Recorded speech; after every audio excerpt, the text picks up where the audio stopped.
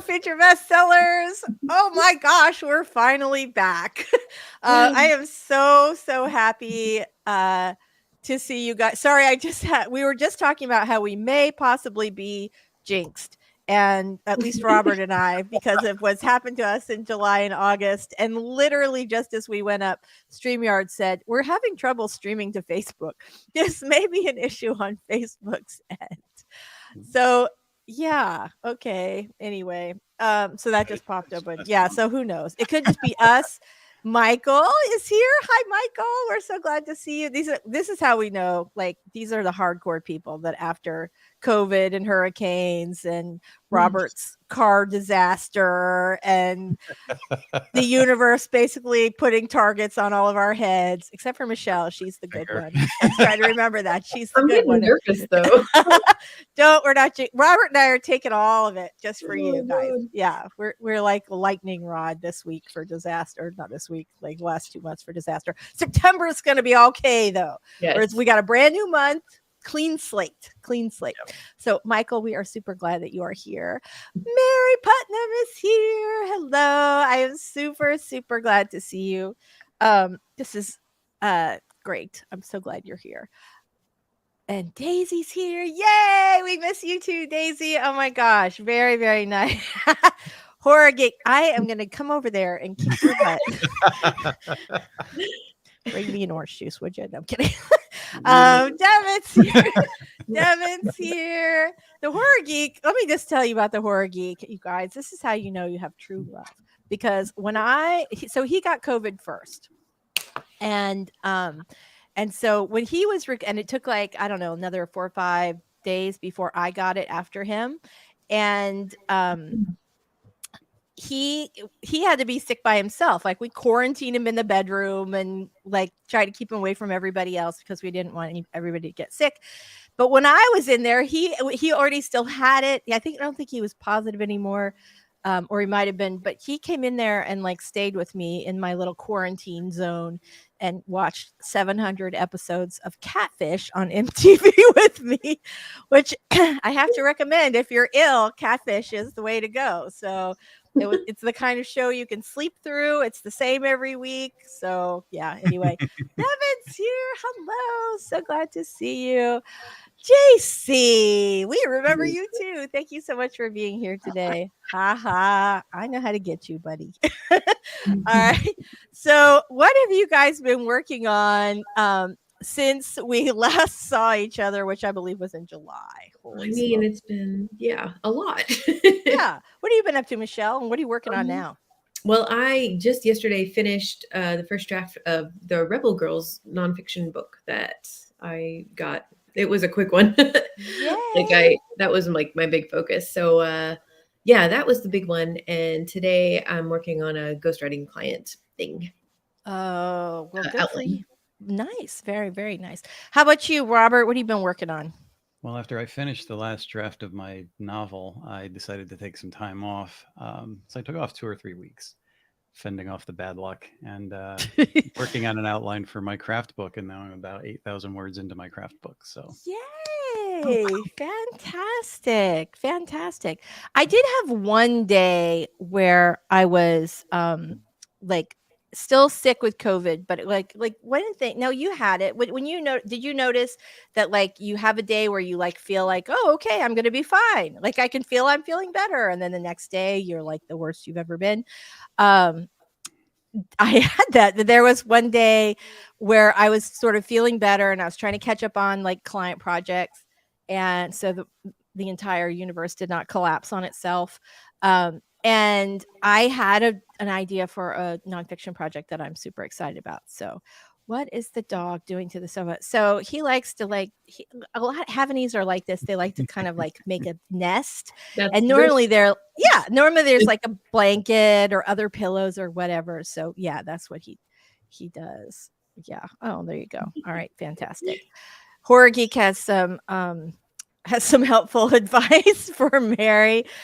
Oh no, I'm so sorry. Please tell Dave I hope he feels better. Yeah, that's a bad one. There is a new show. The other thing that I watched in my post-COVID recovery was Suits, which I never watched that before. Had you guys ever seen that? That's the one No. with Meghan I've Markle, seen it, lawyers. but, Yeah, that is also a good thing to nap through because because it's like there's like a case of the weeks, but and then a bigger story arc. But one of the things that's helpful about something like that is if you sleep through a couple of episodes, you're fine to just catch back up where you are. Yeah. So anyway, yeah. So that is my COVID TV watching. Please tell Dave that I hope he feels better. I am so sorry.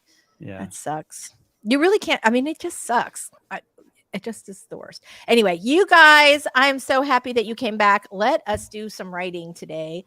We are going to get rolling with a 5-minute sprint. Let me get this up on the timer. Oh, I have 1,000 windows open.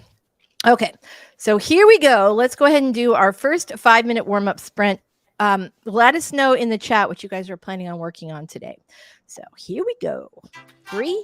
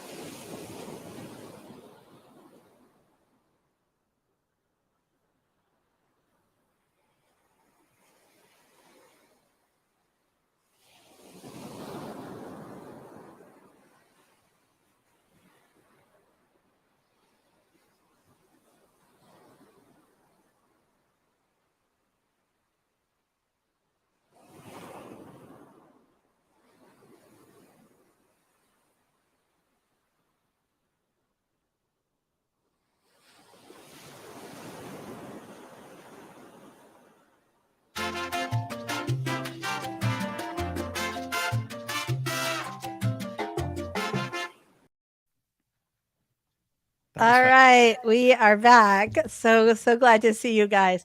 Oh, sorry, you guys can't hear this now, but the timer just went back on, and I heard that like do do do do do do, which always throws me off when I'm I'm sorry, brain fog is real, people. So if I lose what I was going to say 87 times today, please forgive me.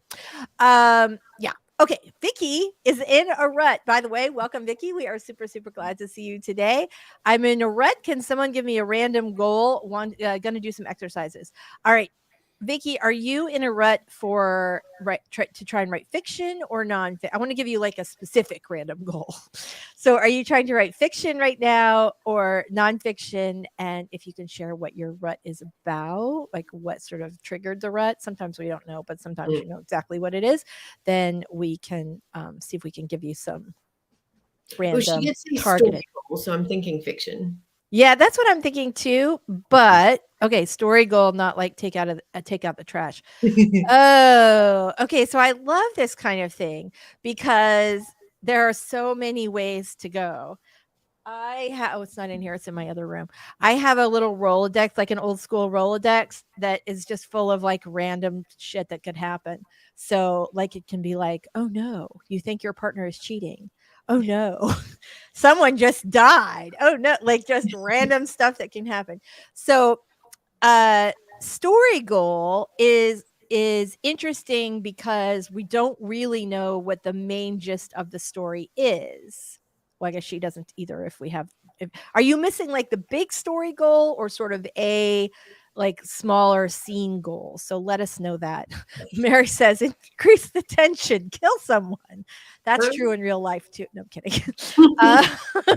Okay, fiction. There we go. Very, very nice. Yeah, so let us know if you have the big goal and maybe what the genre is, and we'll do like a quickie brainstorming here, which I feel like might be really, really fun.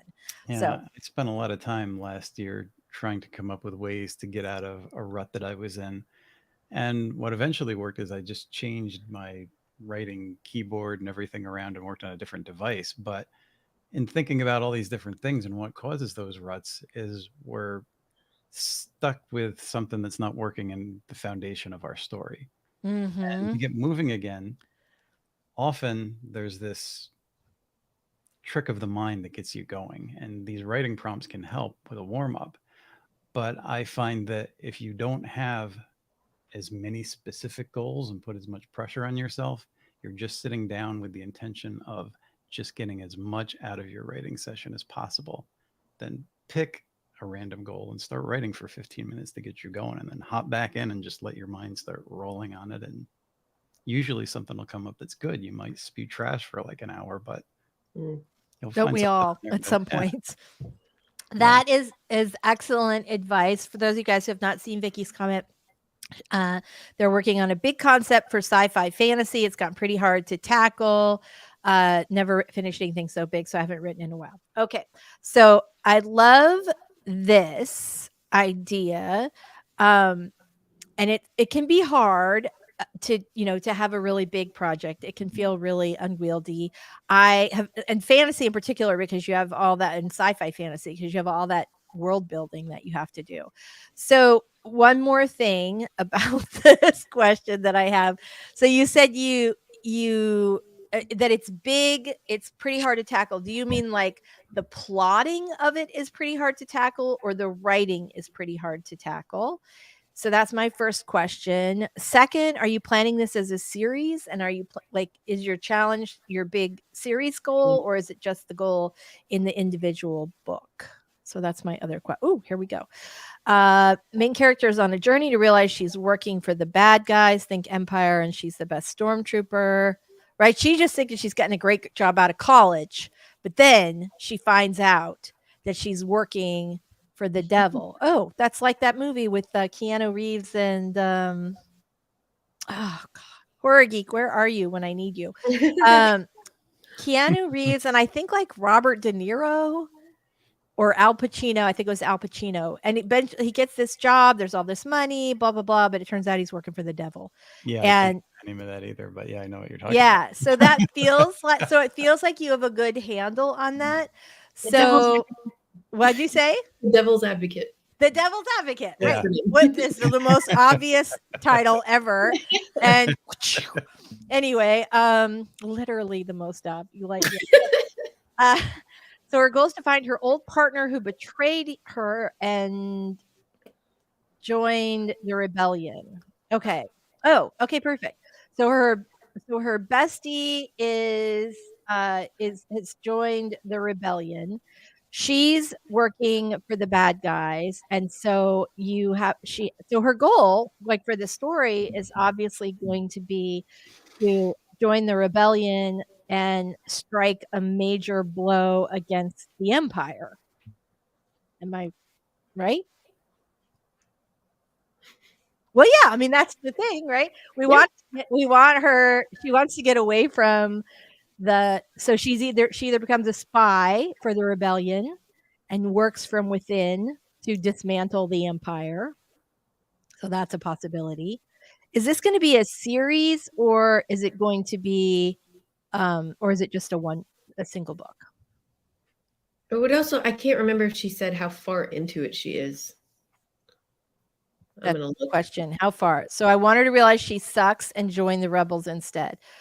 She said I'm working on a big concept, so that to me sounds like we're still in the planning phase.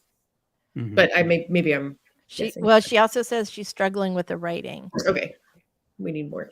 We do. Do you have questions, Michelle?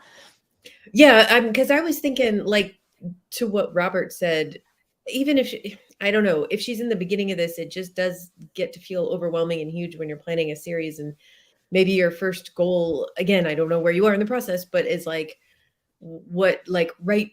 come up with a specific beat that has to happen, like the catalyst or whatever, and just focus on that. Like, make that your goal right now and your Right. only goal right now, and don't think about the end of the book or, God forbid, the end of the series, because the weight of that is going to crush you. Yeah. I think struggling with the writing because the planning phase isn't quite as refined as you need it to be or want it to be, and there's gaps in there that mentally you're struggling with and can't quite overcome. So I would say watch those movies, watch Devil's Advocate, jot down some notes, whatever comes to mind. The Firm again, is a good one. The John Grisham book/movie. That's another sort of example of, so you want her to join the rebellion. Do you want her to literally leave the empire to join the rebellion? And what is she taking with her to provide value to the rebellion? I mean, she could show up on their doorstep and just say, I'm here. I used to be a stormtrooper and I'd really love to help out. You guys need anybody to make copies? But right, she could do that, or she could bring something valuable with her that's going to put her in danger to acquire. And maybe she works out some deal with the not ex-best friend, but with the former partner who's working for the rebellion. And the two of them, one from the outside, her from the inside, work this out. And then she takes this jewel of whatever to the rebellion, and they have one final battle. Ooh, okay. So Eva says the empire left her for dead. Vicky's like, I'm writing it as if it's one story, but if it ends up bigger, I'm all for it. I love her vision. I'm terrible at the nitty gritty drafting. I've said this before, but I'll kind of add to it a bit because I'm the kind of person that usually has too many ideas or too big of an idea when I start. And I have a lot of stuff going through my head. We all do, because we all watch a lot of movies, we read a lot of books, and the cliched stuff that's really out there that we see all the time is what's sitting on the top of our head. Right. Write those things down. Just keep writing down ideas and get all those bad ideas down on paper, because once you write them down, your mind doesn't spiral on them as much. That's and you might true. write 15, 20 ideas, and then all of a sudden it'll slow down. You'll be writing fast at first, and then you'll have to think for a minute. Once it takes you more than a couple of minutes to come up with the next idea, then you've got yourself clear. And it might be an hour later when you're taking a walk, or it might be a day later, suddenly the fresh idea hits. That's usually a way to get out of your own way. Yeah. In particular, walking is great because that really spurs creativity. One of the things that you just mentioned, though, about making a list of all of the ideas, including the terrible ones, is so great, because our minds do spiral, like just keep ruminating on these things that we haven't resolved yet. This is the same thing if I ever have like an early morning flight. I will like grind away in my brain about like, oh, did I remember to pack this? Did I remember to pack this? And the thing that makes that stop is making a list, basically writing down all the stuff I'm going to need as I think about it. So my brain doesn't keep going like, we have to remember this. We have to remember this. We have to remember this. So I think writing it down is like you're taking action on it. So now it's not bothering you as much or plaguing your brain. So you've already acted on that. You've got it down. You got it out of your head. You move on to the next thing. So getting the bad ideas down first is the best idea because they're all cliched stuff anyway. Yeah. Well, and sometimes if you have challenges with, you know, sort of the big overall story, it can help to do like a fast dialogue draft. So instead of worrying about all the detail or whatever it is that's sort of getting you stuck, go to something else that's easier. So, and dialogue is great because that actually kind of helps to propel the story, but it can also be a great space for discovery as far as how you want to tell the story, developing the characters. And it doesn't feel as overwhelming if it's just dialogue. So what you might do is try writing dialogue, especially for some pivotal scenes, right? Scene like when she realizes that her friend, her ex-partner is working for the rebellion, and like how that happens, whether she's talking to someone else about it or talking to the friend. And then like some other scenes going forward, just write a couple of just like don't do anything else, just write the dialogue in between them. And that can help a lot to sort of help you kind of open things out. I hope that helps. So that's my piece of advice. If you follow the other stuff, the other question I wanted to know is whether or not you were a plotter or a pantser, because I think that can help as well. You might, if you're one or the other, you might be stuck in some of the common areas where plotters get stuck or pantsers get stuck. So let us know that, and we'll come back and see if we've got some other advice for you. All right, Daniel, this is such a great question. We are going to quickly do not quickly. It's going to be a 20-minute sprint. And when we guys, I told you the brain fog's terrible. We're going to do a 20-minute sprint. And when we come back, we are going to answer Daniel's question. Regina, we're super glad that you are here. All right. So Donna Marie. Oh, good. Donna Marie has asked the question I would have asked next, which is, Daniel, what do you write? And Daniel has got an answer for us. So be thinking about Daniel's question, everybody. All right, here we go. So let me get that 20-minute sprint, which of course I have not done. All right, here we go. Dun, dun, dun. All right, now I've got it. Okay, everybody, we're going to put 20 minutes up on the clock and write like the wind. Also, tell us what you're working on today if you haven't already.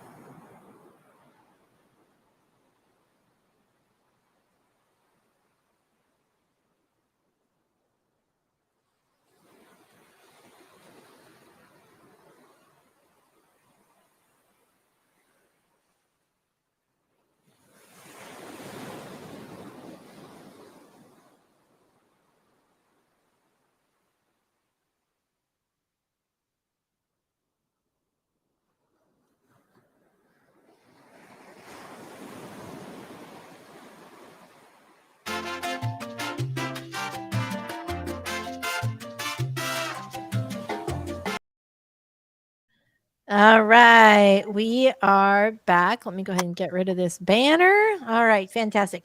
So we had a great question from Daniel. I'm going to hop back over to that. Dun, dun, dun. Okay, so Daniel is querying a middle grade epic fantasy with two separate story threads that merge at the midpoint. It's about kids with interesting magical abilities having trouble keeping them on track in check. Can't speak. So Daniel is querying Distel, Godric, and Beret. I think is how you say that, but I'm not sure. I think so too. It makes sense because I think they're a Canadian agency, so Beret would be French, I think. So hard to decide between Jim McCarthy and Michael Beret. Do we have any thoughts? So I do have thoughts. Okay, let's hear them. Let's share the screen, shall we? Oh, all right.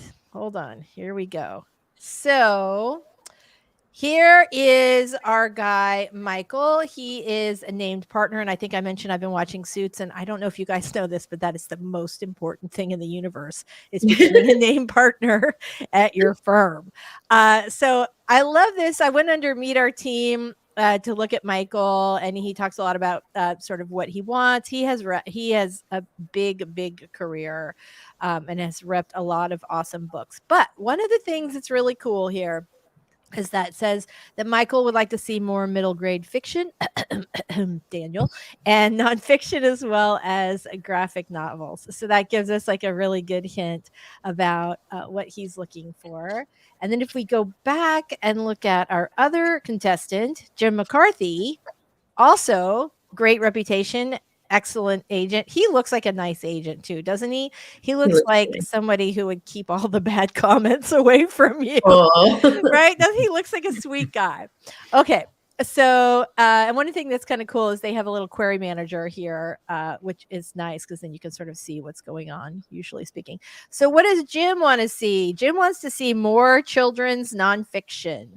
So, for me, I go, okay, that's like one vote for our buddy, Mr. Beret, Michael, because he is specifically looking for the kind of book that you are writing. So I'm curious as to what it is before I just go blathering on and before everybody else jumps in. What is it that you are liking or concerned about with each of those agents, Daniel? Do you guys have thoughts? Yes. Oh, good. Hold on. I'm going to take down the comments so that it's not covering up your head. Okay, go ahead. The other thing I would do, and he might have already done this, is somebody suggested checking Query Tracker because that can be more up to date than the website as far as like what they're looking for. I also go into Publishers Marketplace and I search the agent to see their most recent deals, because if one of them just sold something that sounds anything like what you're working on, then you want to query the other guy. But just a word of reassurance, most agents at agencies like this, they communicate a lot. If you choose one and it's better suited to the other, he's going to pass it over. He'll just pass it along. They talk and they, right. If he reads something and he's like, holy crap, this is amazing, but it's not, from my list because of this, he's going to send it over to the other guy. Right. That's absolutely true. The other thing that I would say is that I know some authors would be nervous to query Michael here because he is a named partner at the agency and the other guy is not, right? But I would say you should do the reverse. If they were completely even and you were like, that's it, I've weighed my pros and cons, they each have a score of 100.7 on my tracker checklist, I've done everything, that I would actually go for the higher ranking partner because one, he'll definitely pass it along if he likes the work and thinks it's something they want to represent. And the other thing is that people often shoot for the middle because they think the competition will be too high at the top, when actually the reverse is true. So everybody shoots for the middle. So if everything else comes out even, I would say shoot for the top. Robert, what say you on this exciting manner? The thing about both of these guys is they don't look like they're overly egotistical. They both look like they're fairly intelligent, normal, decent people.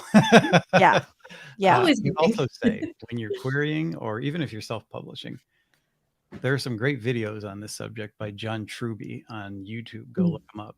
He says that people aren't buying stories for the sake of, we're always mixing genre, but he says most of us are writing in the wrong genre.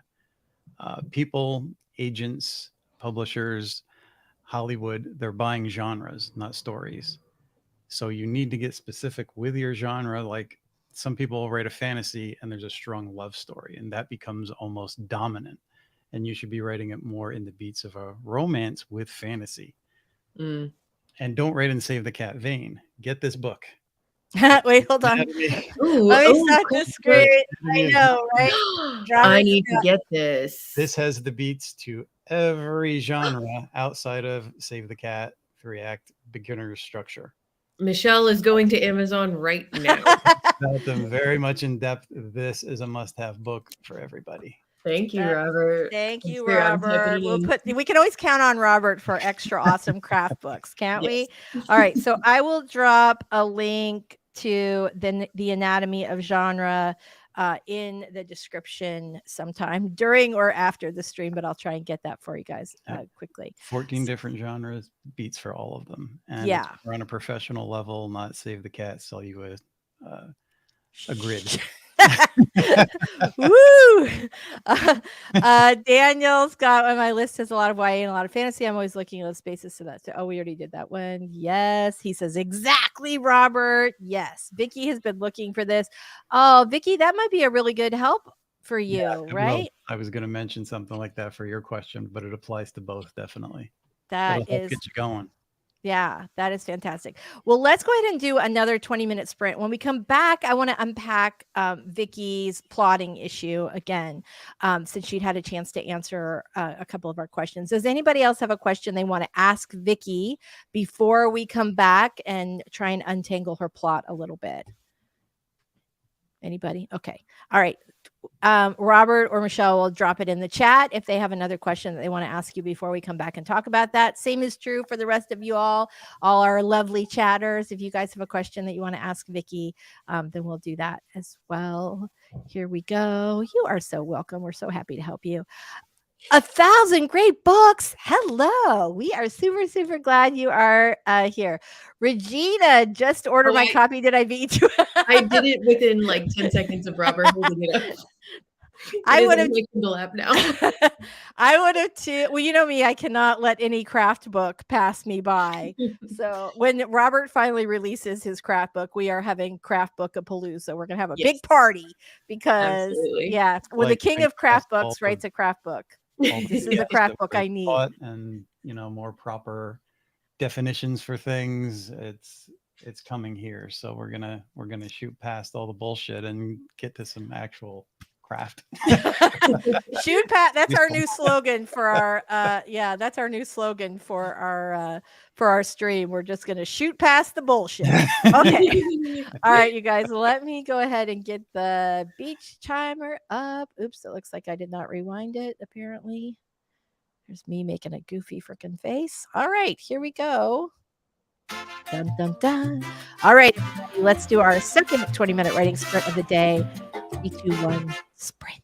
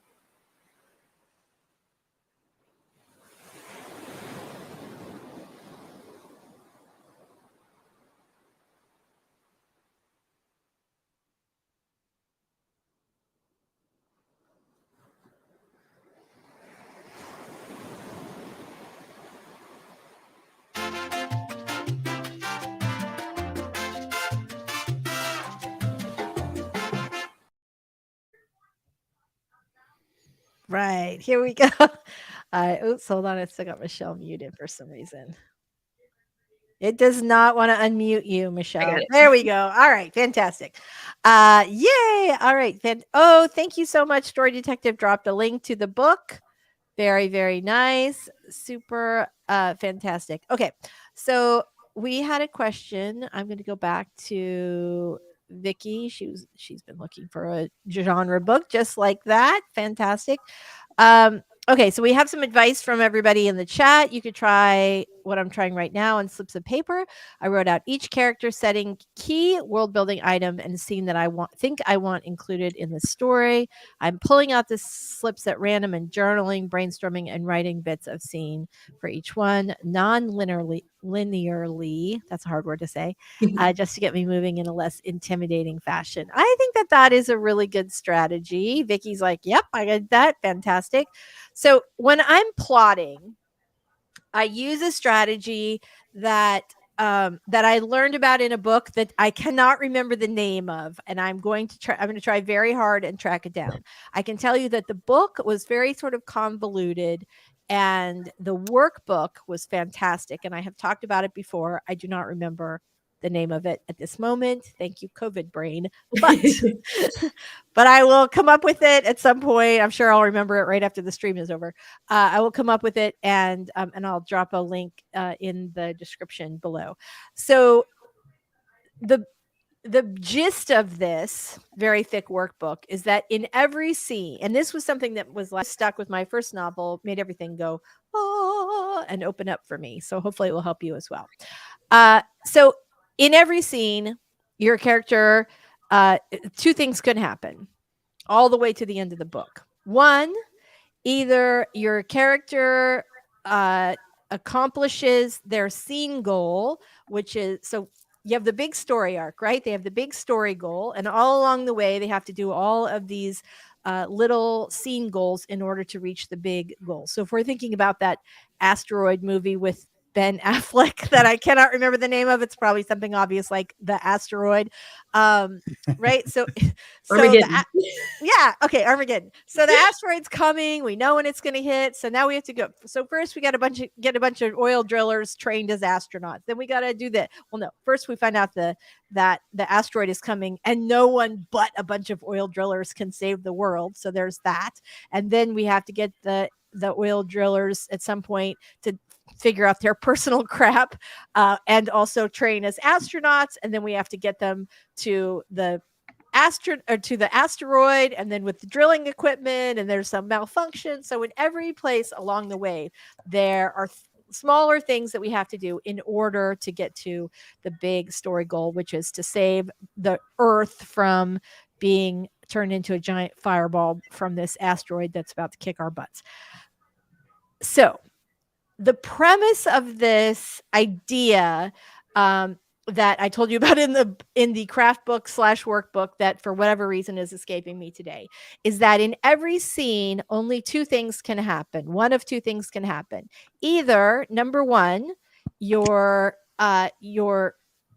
protagonist accomplishes their scene goal, but they realize that the problem was much worse than they thought. So they succeed, but also they find out, oh, it's way worse than we thought. Or they fail their scene goal. And so now, of course, which makes everything bad, and then they have to go back to the drawing board. So essentially, all the way through the book, you're doing one of those two things every scene.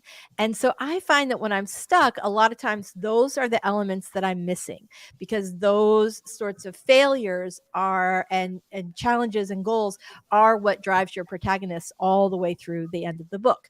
And so if you are stuck, a lot of times it's because you have your protagonist accomplishing things too easily, or there's not enough because there's not enough in their way, or you've just sort of meandered around like you're in the middle of the book.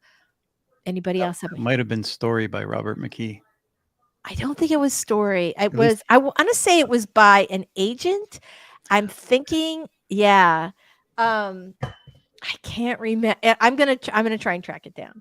But yeah, it was a great workbook. I did not love the book. I found the book to be a little convoluted. And the funny thing is, the agent whose book, Marshall. The Marshall Plan. My brain finally does work. Evan Marshall is the agent. He actually represents somebody I know, so I hope he doesn't hate me for saying this. I found the information to be phenomenal. I did not love the layout of the book, but I did love the layout of the workbook. So the Marshall Plan, I highly recommend it. All right, we've got so you guys have some advice for Vicky. Robert, Michelle, do you have anything else? I was gonna see if Robert wanted to go first. Well, Robert's like, I gave you guys the book. I'm done for today. Off what you were saying.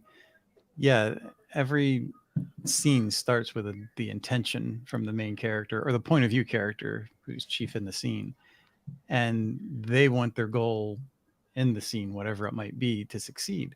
And like you said, they might succeed, but it's not what they expect. There's flips in there. That's what McKee talks about. Your story goal or the main character's goal kind of flips, and then they either get the opposite of what they want or they get what they want, and it's kind of like a false positive because it's not exactly as they planned. Right. Yeah, I have a good thing to piggyback on that, actually, because I always tend to focus more on plot than character at first. And so the piece of advice I heard about scenes that has always helped me the most, and it fits really well with what Robert and Lisa are both saying, is that what makes a scene is the change in your character's emotional state. If they feel the same at the beginning of the chapter as they do at the end, then the scene isn't done. Like something needs to happen that changes the way they're feeling. So right. And it's all trying to achieve that main goal or the underlying premise of the story by the time it gets to the end, because don't forget, before your character can achieve resolution, they have to resolve whatever is going on inside them to get past what's holding them back, because that's connected to the goal. Yeah, absolutely. The other thing too is that I find that if you're having a hard time with your main character, it's often because you have not clearly defined motives for your antagonist. That if your antagonist is not, that you have not created yet enough depth for your antagonist, as other than them just being, evil, right? You have to figure out what their motivation is that contrasts or impacts or stops your main character's motivation. That having a poorly developed, and I don't want to say it like there's a skill flaw there, just like if I have not spent enough time yet developing my antagonist and trying to figure out like what is it that he or she wants, what are they trying to accomplish, that is again with the words that's stopping our main character. I'm gonna have to use like visual aids because the words are failing me today, but that can be a really helpful thing as you start thinking about what is it that is stopping your main character. And obviously your antagonist is big with that, but you don't want to just make them evil. You just want them to have conflicting goals. Anybody else? All right. Yeah, back in the beginning, when I was first learning craft, Stein said, don't think of yourself as having a protagonist and antagonist. Think of yourself as having two protagonists. Truby says the same thing in his book. He says, don't think of your villain as a villain. You have two characters and their opponents. They have different points of view, and one may not be exactly honest, but they're both fighting for that same story goal. Right. Or their own version of what their story goal is. I think the idea of looking at your protagonists and antagonists as two protagonists is a great idea, because the easy thing to do is just make our antagonists evil without giving them much depth for why. They're just evil. Exactly. They're just inherently evil. They have the evil cat and the evil lair, and they're just evil.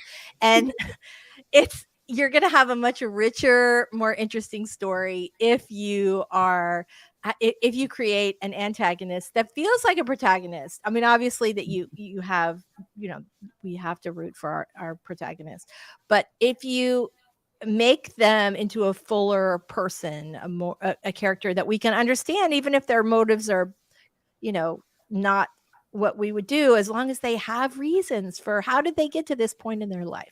So that is something. Exactly. Yeah. And, the question I always ask myself is, what do they have in common?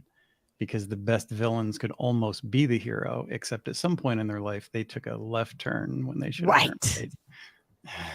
I love that. I really love when you have an antagonist and a protagonist where you could side with either of them and there's no right answer. Like Mhm. the reader is struggling along with the antagonist or the protagonist because they I just go, oh my God, you guys, my brain. Yeah, you want that empathy. I mean, Thank the you. villain could almost see what he can't see, but he does the wrong thing anyway, and you're just like, "Ah."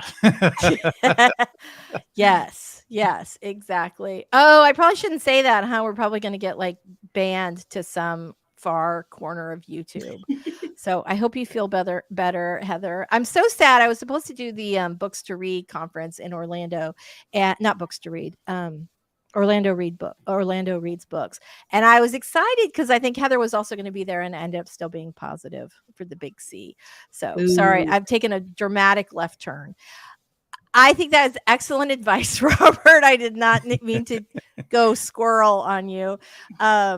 Cats, squirrels. Yeah. Anyway, so let's go ahead and do our our next 20-minute sprint, and we're going to talk about this. Vicky, did we? Oh, she's got some good advice here. Vicky said, "Really, yes, mine happened to already be like that. Okay, that's good. But if I tried telling any of it from his perspective." Maybe what I'm stuck on is that the story doesn't begin with her. Yeah. Yeah, that's interesting. Yeah, the other half of Yeah. your story, so maybe that's the half that's giving you trouble. Mhm. Vicky, I'm excited because I feel like we had a little little breakthrough there. Yeah. Right there. Yeah. At least some place to go to kind of get you moving again. So nice work. All right. Good job. Dirty White Boys, alternating POVs where you cheer for both. I had the same thing with Emily Giffen's. She didn't do this in one book. She did it in two books. She did in Something Borrowed, which was her first one. You find yourself really rooting for the main character to steal her best friend's fiance because the author Emily Giffin does such a great job of convincing you that they were really meant to be together, and she saw her first and blah blah blah, and you think, and by the end of the book, like, you really don't care for the fiance, the best friend slash fiance, and you're rooting for these cheating couple to get together. And then the next book is from the fiance's point of view, like, now, okay, she's lost her fiance, that it's from her. So you hated her the whole time, and then in the next book, now you see her story, and you really engage and want her to have her happy ending. So yeah, and it really, like, as you feel it happening in the second book as a reader, you're like, oh, I can't believe I hated her. I can't believe I like her now. And and it's just that perspective shift. So you can definitely do that. And you don't need to show necessarily, depending on whether you're writing in first person or third person and single point of view or alternate point of view, you don't necessarily need to be showing your antagonist point of view in order to accomplish that, but you're just going to have her act, or him act, in that way. Mhm. And so with those little bits of information, And you guys then all the superhero action movies and Hollywood blockbusters, villains get such short shrift most of the time. But they do. probably the best example would be Thanos in those Avengers movies, because he is driven beyond driven, and you can almost see that he has a point, except he wants to kill half the population to do it. Right. But and the thing is, yeah, that's terrible. And you don't want your relatives to be one of the half. You don't want to be one of the half. And yet you can completely understand, like, well, the planet's about to poop out. And so, like, theoretically, this would be helpful, Yep. but it wouldn't be very pleasant to experience. No. So, yeah, exactly. All right. It's such a good conversation today, you guys. All right. So we are going to get rolling with our third 20-minute sprint. I haven't even looked at what time it is. This will be our last sprint today, because it's 12:30 my time. All right, everybody, here we go. We're going to make this one count. Going to do some writing, some note taking. We'll be thinking about our protagonists and antagonists. And here we go in 3.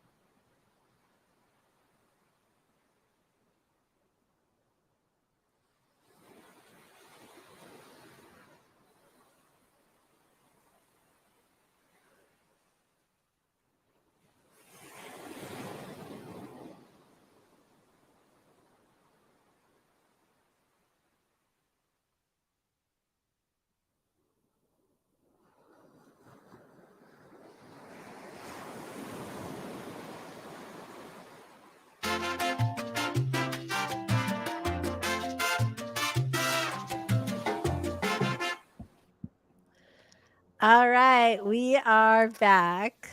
Here we go. Let's go back to the comments. So, Sylvia, thank you so much. Sylvia said, "Welcome, Sylvia. We're very glad you're Hi. here.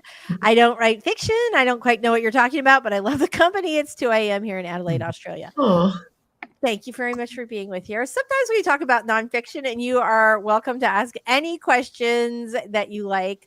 We're all pretty comfortable talking about both, so that's great. Sylvia says, I mean, I love the company while I write my nonfiction article. All right, fantastic. And even Heather said, oh, a lot of fiction techniques, so picking up a few things could help. that's fantastic. That's fantastic. Heather made it to Orlando Reads Books, met some great people. Very nice. I nice. know I did reach out to them and say, like, I would love to come back next year. I was so disappointed that I was not able to make it this year because of the COVID. Sylvia, we are super, super glad to see you here today. All right. So we had a little note earlier from Vicky, who said that we'd probably help. Hopefully, fingers crossed that we helped her. Gonna try everything. So that is a very good start. And who did we almost miss? Kanashi. Hello. We are super Hey. glad to see you. Glad that you could make it for the last couple of minutes of this sprint. And Jen writes romance is here, and she says happy birthday to Heather. Heather, we had no idea it was your birthday. Yeah. Happy birthday. Very, very exciting. Angels here. Like I feel like YouTube just like, holy smokes, they're actually streaming today and just sent out a reminder at the very last second. Angel, we are super, super glad to see you here today. Purpose is currently on vacation, yet trying to finish my 16th novel this month. What? What? That is not this month. 16th novel. She's trying this month to finish her 16th novel. Surely yes. it's not the 16th novel this month, because that would be one every Like every other day. well, not even that, because it's only the 6th. Oh So my god. Oh yeah, this month. Oh my god. Yeah. No. yeah. So well, even if she were saying like in the last 30 days, it would be Yes. it'd be one every other day. I'm pretty sure she just means she's finishing Yes. this month. Yeah, we got it. We're a little slow sometimes. It's fine. It's all good. Yeah, Vixen's here. We are super, Hi. super glad to see you today, Vixen. Very nice. Let us know what you've been up to.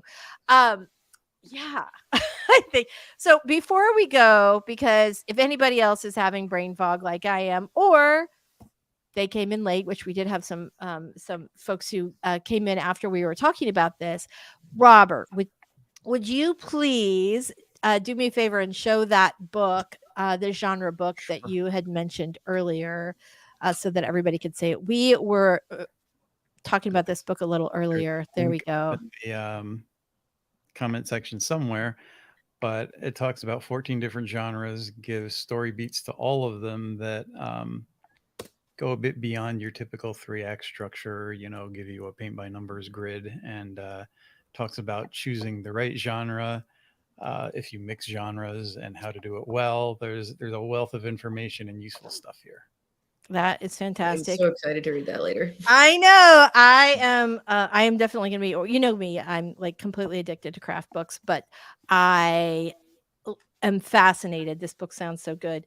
And, Robert, if you're recommending it, I'm all on board, because I think every craft book you've ever recommended to me, I've been like, oh, this is great. So Shannon's like, love John Truby's books. Absolutely fantastic. Yeah. Vixen working on a map for my story. Ooh, I love, love, love that.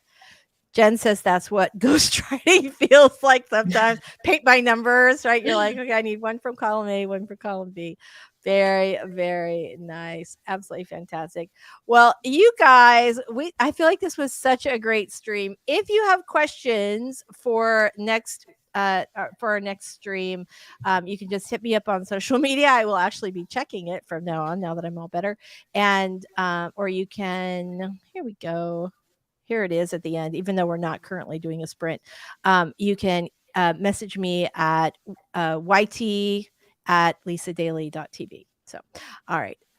Or you can just come to the stream and pop your questions in there for sure. So what did you work on today? Because we never really got around to that. So what did you do today, Robert, during our sprints? I'm actually working on a craft book that I just started, and working in a lot of this information we talked about. And really, it's about not only putting my own spin on some old saws, but actually some personal theories that I've had, and trying to get through a lot of the BS that's out there and the popular craft knowledge that doesn't really surface, and get to the truth of the matter. The truth is good. The truth is Detective good. fashion. Very nice. All right, we're going to take 1,000 great books question really fast before we go. But Michelle, what'd you work on today? I've just been proofreading the nonfiction that I finished yesterday because my brain was too fried at the end of the day to do the proofread. Yeah. But now I'm like, I need to do it, and I'm about to send it to the editor, and off it goes. Hooray. Very, very nice. That's awesome. I actually work on social media images because that was pretty much all my teeny tiny brain could handle today. My poor little addled brain. All right, let's answer this question for 1,000 great books. Is it okay to have sections in a story where 2 to 3 characters just talk and there's only dialogue with very little description? I think it depends on how you do it, but I would say, yeah, sure. That's what the scene calls for. Yeah, Absolutely. it can be done. Going back to like Ed McBain's 87th Precinct books, he would have several pages of dialogue like that. But he was like an expert craftsman, and he set things up very well. So by the time you got to that dialogue, the dialogue was also written very well and kept you glued to the page. Interrupting a discussion that's really heated like that would just It's not dampen going to it. work. It's going to, Yeah, it'll take the very reader well. out. So those are good examples if you check out some of those books. Mm-hmm. Yeah, absolutely. Fantastic. That was a really great example of that. Angel, working on my first read through and edit notes on the very first rough draft I ever finished. What? Nice. All right, Angel, what you don't know is that when you have a major accomplishment, this is what you get on our show. That's for you, baby. Yay! Very nice. Okay, so this is the first time I wanted to come back to this book since July. I feel that very, very. We've all been there. So, congratulations! That is absolutely fantastic, and I hope that you will come back next week and tell us how it's going.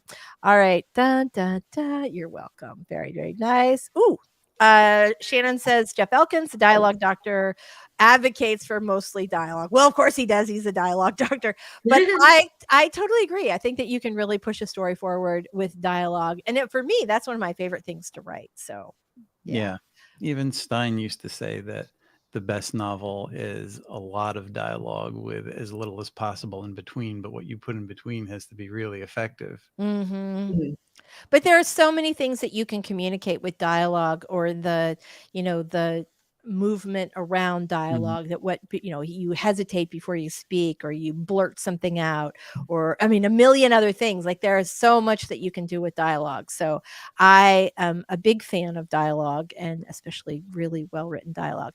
Shannon's been formatting books all day with Atticus, which is new to her. Let me say, I love Atticus. Love Atticus. Never used it. Yeah, it's fantastic. It's one of Dave Chesson's products, Kindlepreneur. Another thing I will drop a link to in the description below if you are not familiar. But I think the software is like $100 or $129. But like any of his other stuff, he does Publisher Rocket and a bunch of other ones. You pay once and he will update it until you die. I've had Publisher Rocket for like, I don't know, 12 years, since before when it was called Kindle Rocket, I think, or Kindle something. Anyway, it's absolutely fantastic, and you can really quickly and easily format your entire book all by yourself without paying somebody to do that. Nice. Jen's got a great comment. I think dialogue is a great idea over description. It covers a lot of bases. Very, very nice. Sylvia, also a big fan of Atticus. Yeah, it's wonderful. And you can use it for lots of other little things too. Like, I'll often format like newsletter magnets. So things that you're not necessarily going to publish, but you want to look like a book. Absolutely fantastic. All right. Before we go, let's do our outros really quickly. I am going to start with you, Michelle. Tell us a little about you and your fine channel. Thank you, Lisa. My name is Michelle Schusterman. I'm a young adult and middle grade author, and my channel is Writing Workshops, Traditional Publishing Chat, and Writing Blogs. Thank you so for much. having me. Thanks so much for being here. As always, Robert, tell us a little about you and your awesome channel. Well, my awesome channel is still on hiatus, but there is there is a lot of crap stuff there, including stuff about villains and putting together scenes. So that stuff is pretty universal for anybody that wants to go take a look at it. And the channel will be making a comeback when I'm ready, and certainly it'll be more in depth than ever because, hey, I got more in depth over the past couple years. You've grown so much, Robert. You just get deeper and deeper. So I'm Lisa Daly. Thank you all so much for being here today. This was a really great return. We are generally here every Wednesday from 11 a.m. to 1 p.m. Eastern. And I'm sorry for the extended break. We had COVID and hurricanes and vacations. Oh my. So we will definitely be back next Wednesday. I am a hybrid author, traditionally published and indie published, of nonfiction and romantic comedies. So thank you all so much for being here. You guys are totally amazing. You made this stream super, super awesome. And we will definitely be back with you guys next week for a little more of that. Yay. All right, everybody. We will see you next time. Bye. Everybody.